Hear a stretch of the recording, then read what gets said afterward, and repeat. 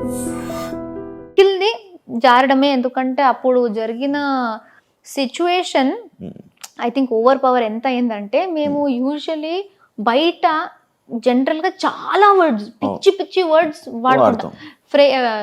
ఇప్పుడు ఫ్రెండ్స్తోనే చాలా, Nikhil is my friend, అక్కడ అలాగనేసి నేను ఏదైనా చెప్పొచ్చు అని కాదు.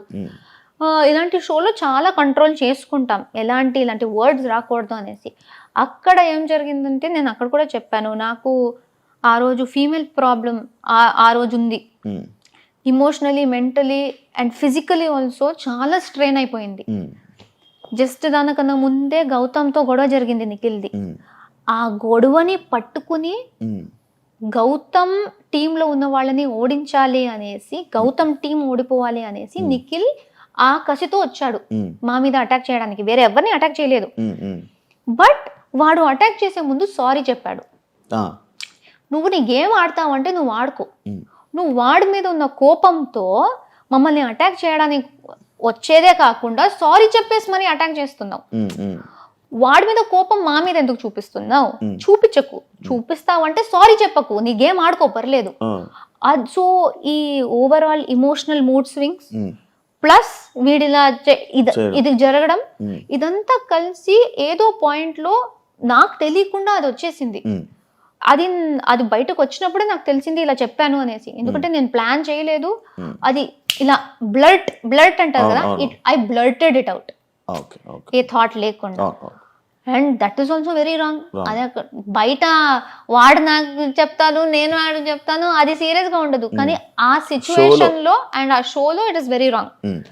ఈ రెండే, వేరే ఏది నాకు నోటు దూల అని నేను చెప్పుకోను. ఎందుకంటే ఎవరు ఎలా బిహేవ్ చేసినా, ఇప్పుడు చాలా మంది ఫస్ట్ వీక్ నుంచి నేను ఏమి చెయ్యకపోయినా ఇన్హ్యూమన్, ఇన్సెన్సిటివ్, ఈగో, యాటిట్యూడ్, జెన్యుయిన్ కాదు, ఈ నోటిదూల, రూడ్, ఇరిటేటెడ్, ఇదన్నీ వర్డ్స్ నాకు వాడారు.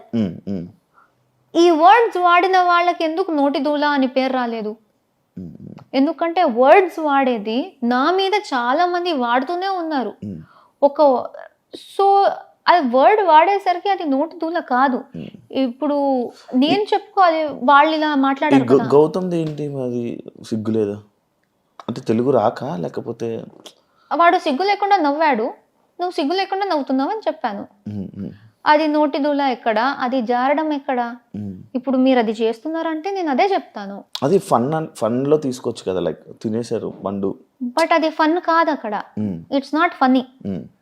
బికాజ్ నేను ఒకటి చెప్పాక కూడా చేస్తున్నావంటే సగానే సగం కూడా ఫుడ్ మీద కదా అసలు. అది కావాలని చేస్తారు. I don't really care. ఎందుకంటే సగం టైం తర్వాత వాళ్ళు ఈజీగా ప్రేరణని ఊరికే అయినా ఏదైనా ప్రేరణ మీద కిచెన్ రిలేటెడ్ లో చెప్తే ఎవరైనా నమ్మేస్తారు.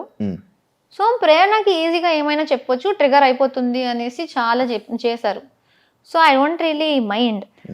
ఈ సీతాఫల్ విషయం కూడా మళ్ళీ చెప్పేస్తున్నా, దట్ సీతాఫల్ ఐ డోంట్ కేర్. అక్కడ నేను తినకు అన్నా, ఎందుకంటే వాడు దీనికన్నా ముందు 5 తిన్నాడు.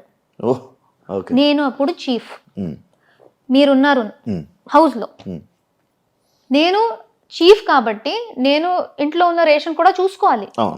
మీరు వచ్చేసి అది నా రేషన్ లో కూడా, ఎందుకంటే నేను కూడా హౌస్ మేట్, నాకు ఎక్కడా అని మీరు అడిగితే నేనేం సమాధానం చెప్పాలి? Then you will come and tell me, mega chief అయ్యి కొంచెం నువ్వు మేనేజ్ కూడా చేయడం రాదు నీకు, నువ్వెందుకు మెగా చీఫ్ అయ్యావని మీరు వచ్చి చెప్తారు. గౌతమ్ 5 తినేశాడు, అప్పటికి 5 తినేశాడు. నాకెందుకు 5 తినడానికి? నేను 5 గురించి కూడా చేయాలి, కానీ ఒక్కటి గురించి ఎందుకు చేస్తా? సీతాఫల్ గురించి కాదు అసలు. నువ్వు 5 తిన్నావు గౌతమ్, ఒక్కటైనా వదిలేసి, ఎందుకంటే చాలా మంది తినలేదు, వాళ్ళకి తినాలని ఉంది అని చెప్పేసి బాగా చెప్పేసి వెళ్ళాను. మళ్ళీ వచ్చాక వీడు నా రియాక్షన్ చూడ్డానికి ఏదో చేశాను అన్నాడు. రియాక్షన్ చూడ్డానికి దాచి కూడా పెట్టొచ్చు, అప్పుడు నా రియాక్షన్ తెలుస్తుంది. ఎందుకు తినాలి? కావాలని ట్రిగర్ చేయడానికే. ఓకే తినేసావు. ఫస్ట్ లేదు నేను తినలేదు, గంగవ్వ దగ్గర పెట్టాను అన్నాడు. దాని తర్వాత వేరే అందరూ లేదు తిన్నాడు అన్నారు. నేను ఏంటి అని అడిగాను, అడుగుతూనే ఉన్నాను.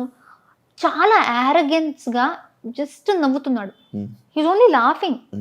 ఇప్పుడు అది ఫన్నీ, మీరు నాతో ప్రాంక్ చేయాలి అంటే ఒక్క పాయింట్లో ఓకే నేను జోక్ కోసం చేశా, మీరు అంత జోవియల్గా ఉన్నారంటే నేను మీతో ప్రాంక్ చేస్తున్నా, కానీ మీరు సీరియస్ అవుతున్నారు, అప్పుడు అది అర్థం చేసుకోవాలి కదా. నేను రే ఉండరా, నేను ప్రాంక్ కోసం చేశాను, సీరియస్ అవ్వకు, నేను జస్ట్ రియాక్షన్ కోసం చూసాను, ఐఎమ్ లైక్ సారీ కూడా చెప్పకు, బట్ ప్రాంక్ కోసం చెప్పాను, ఇలా సీరియస్ అవుతుంది అని నాకు తెలియదు అని ఆపేయాలి.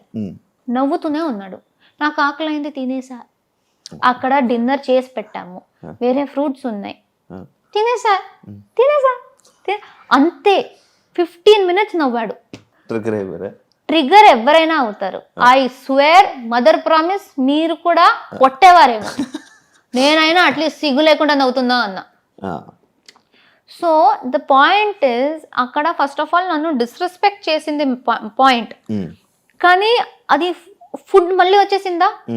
డిస్రెస్పెక్ట్ నుంచి ఆ మాట తప్పించి సీతాఫలం మీద వేసేస్తే చాలా ఈజీ, అక్కడ ఉన్న యాక్చువల్ మ్యాటర్ పోయి సిల్లీ మ్యాటర్ అయిపోతుంది. అండ్ నాకు జరిగిందే అది.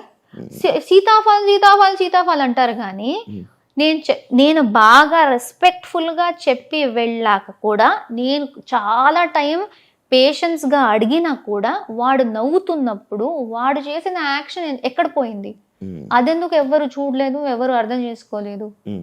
That's my point. Disrespect and that arrogance, నా మొహం మీద నవ్వడం, లైక్ నేనే జోక్ అన్నట్టు, ఆయన ప్రాంక్ చేసినట్టు కాదు, నన్ను జోక్లా చూసినట్టు నాకు అనిపించింది.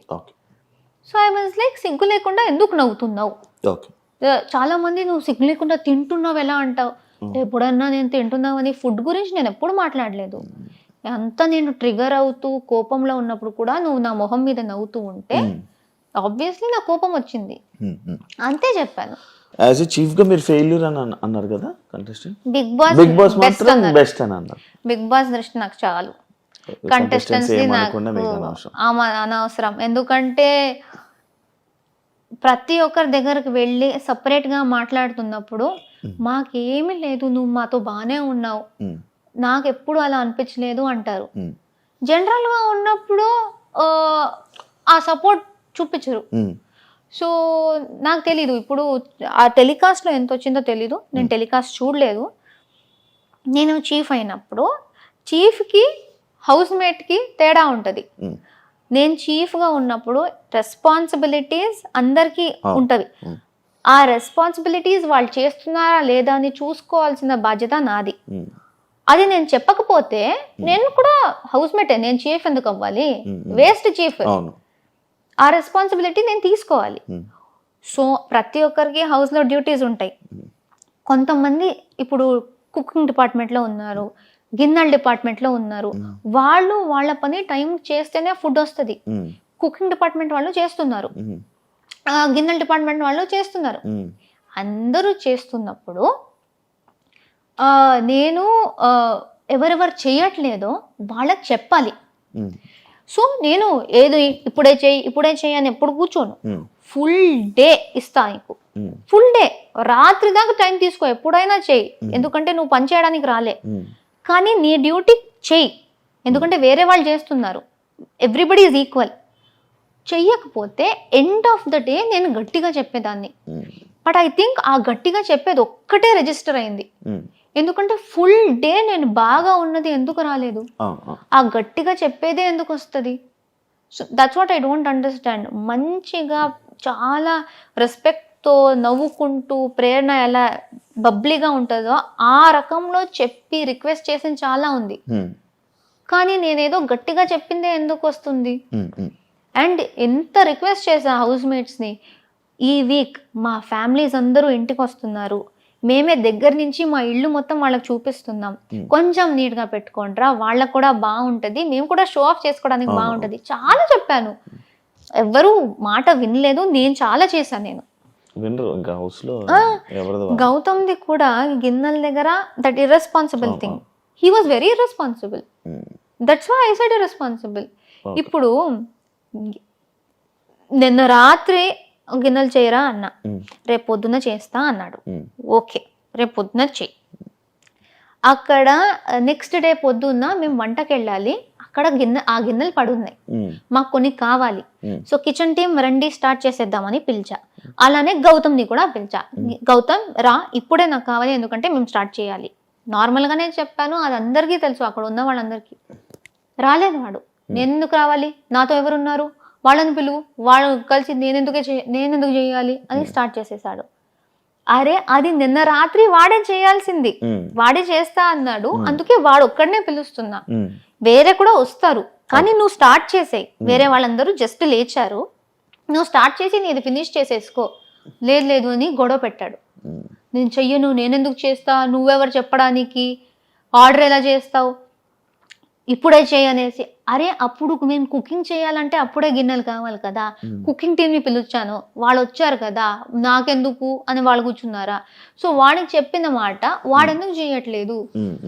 అండ్ వాడు ఆ సీతాఫల విషయంలోనే ఇర్రెస్పాన్సిబుల్గా హౌస్ గురించి ఆలోచించకుండా చేశాడు. కాబట్టి నేను కొంచెం బాధ్యత ఉన్న రోల్ ఇచ్చాను, గిన్నెలతో ఉండడం. వాడు అక్కడ కూడా అది చేయట్లేదు.